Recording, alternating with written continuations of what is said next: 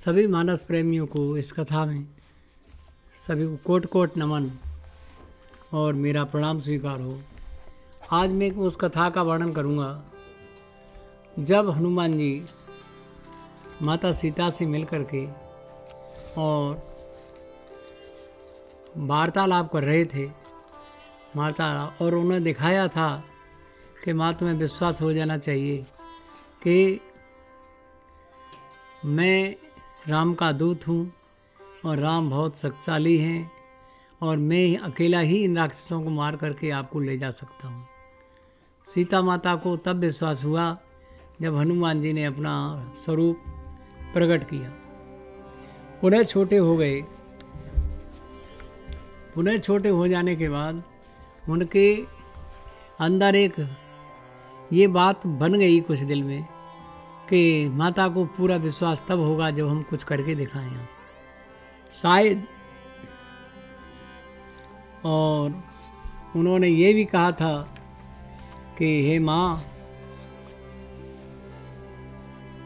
आपको विश्वास होना चाहिए कि राम के बाणों से ये सब निश्चर पतंगे की तरह से जल के नष्ट हो जाएंगे और समय थोड़े दिनों तक आप धीर रह जाते हैं और तो राक्षसों को मार करके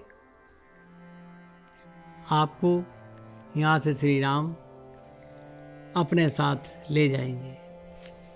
इसलिए माँ, आप धैर्य धारण करें। उन्होंने कहा है कि भगवान जो हैं बड़े कोमल चित्त के हैं और सदा सब पर दया करते हैं माँ, और आप तो सब जानती हैं। उन्होंने कहा कछुक दिवस जननी धरुधीरा सैन्य सहित आए हैं। कछुक दिवस जननी धरुधीरा कपिन सहित आए हैं रघुवीरा। और जब उन्होंने कहा कि ठीक है देख लेते हैं, लेकिन हमारे लिए तो रावण रोजाना एक नई चुनौती दे रहा है, नया संदेश दे रहा है कि 1 महीने के अंदर कहना नहीं माना तो हमें मार डाला जाएगा। उन्होंने कहा माँ, आप ऐसा कैसे सोचती हैं? एक छोटा सा सर्प गरुड़ को खा सकता है। भगवान की कृपा जब होती है तो प्रभु प्रताप ते गरुणे खाए पर हम लघु बयाल। फिर उन्होंने कहा हे माँ, मुझे बहुत भूख लगी हुई है।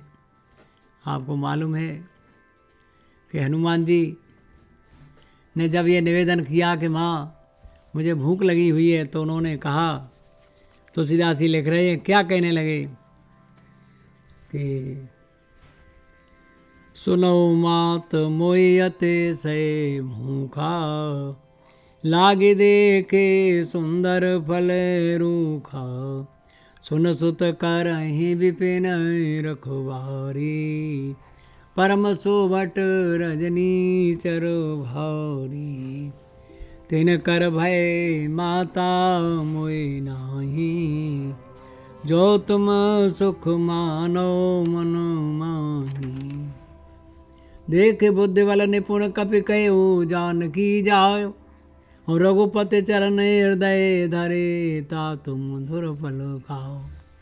माता सीता ने हनुमान जी को आज्ञा दे दी कि देखो बेटा, बहुत से विपिन कहते हैं रखवालों को, बहुत रखवाले हैं और तुम्हारे साथ कुछ कर सकते हैं। तो उन्होंने कहा उनका मुझे भय नहीं है। ठीक है, तो भगवान का स्मरण करके तुम खा सकते हो।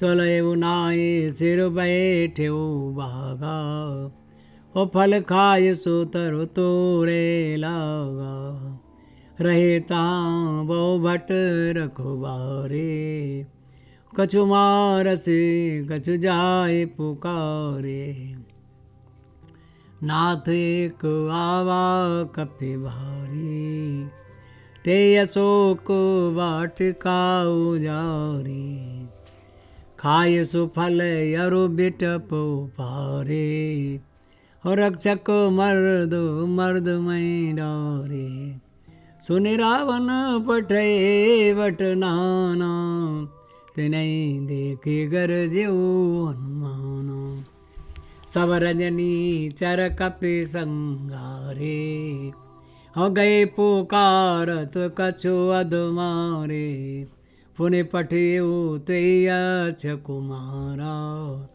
चला संग लय सुबट अपारा, आवत ते कि बिटप गहि तर जाओ, ताई निपाते महाधुनि गर्जा। तो जब अक्षय कुमार रावण का बेटा ने सुनी कि मेरे बाग के अंदर बहुत एक हनुमान नाम का बंदर आ गया, एक शक्तिशाली बंदर आ गया है जिसने फल खाए और वृक्षों को उखाड़ फेंक दिया है, तहस नहस कर डाले हैं वृक्ष, तो विपिन की रक्षा करने के लिए, रखवालों की रक्षा के लिए अक्षय कुमार चला और अपने साथ सेना लेकर के जब वहाँ पहुँचा तो हनुमान जी ने देखा कि ये कोई राक्षस है और बलशाली भी लग रहा है। तो क्या हुआ कि आवत देखे बिटप गए तरजा, ताए निपात महाधुर्जा। तो हनुमान जी ने एक बहुत बड़ा सा वृक्ष लेकर के उसके रथ पर दे मारा और अक्षय कुमार की मृत्यु हो गई।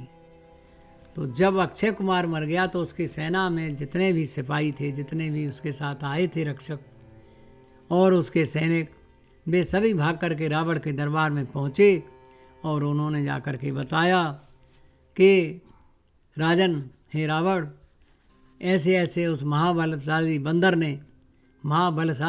ने आपके बेटा अक्षय कुमार को मार दिया है। कछु मारस कछु मरदस कछु मिलयस धर दूर, कछु पुन जाए पुकारे प्रभु मरकट बलबूरे।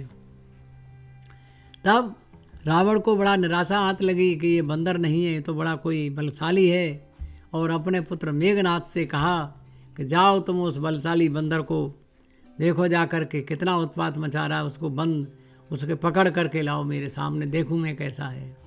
तो साथियों, इस कथा जो आगे मेघनाथ की कथा है, इसको आगे एपिसोड में मैं आपको सुनाऊंगा। तब तक के लिए आप सभी को मेरा प्रणाम।